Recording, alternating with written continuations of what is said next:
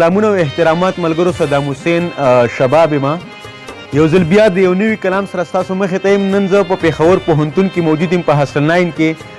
دا موسم ډېر ښکلی او څه لږه لږه یخني هم وه، نو ما چې په دې ښکلي موسم کې تاسو ته یو کلام وړاندې کړم. ډېر ټایم وشو چې ما داسې نوی کلام مخې ته نه و راوړی، خو د روایتو تر مخه د کلام نه مخکې زه تاسو ته یو ټپیزه وړاندې کوم. ټپیزه ده وایي راځي زموږ د کور په لاره، راځي زموږ د کور په لاره او په پورته نه ګوري هوښیاره، شوم لیونی ګرځم په شاړه وایي په پټو زړونو پر خبرداره، پروردګاره زړه مې درد ورپسې کړي نه.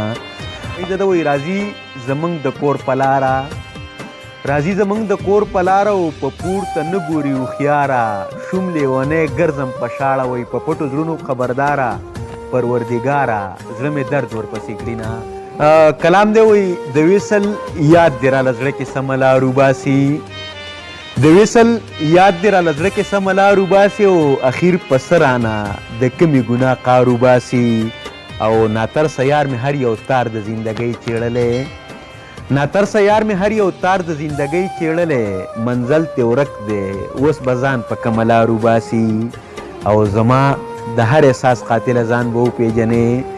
شعر دی وایي زما د هر احساس قاتله ځان به وپېژنې، چې څوک نظر درله د زړه نه تار په تار وباسي. او مخکې شعر دی وایي هغه د ګل په رنګه ښکلی جانان مه راولئ، هغه د ګل په رنګه ښکلی جانان مه راولئ، بیا جنازه به مې په لاسو د اغیار وباسي.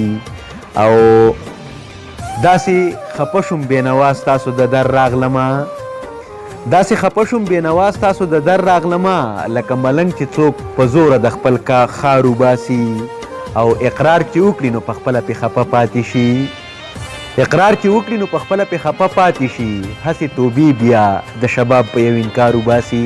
ډېره مننه ملګرو، دا تاسو ته ما یو کلام وړاندې کړو. ډېر ټایم وشو چې ما داسې خپل نوی کلام مخې ته نه و راوړی.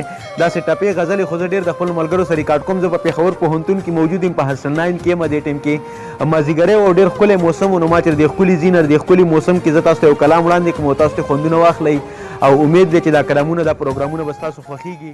ډېره مننه.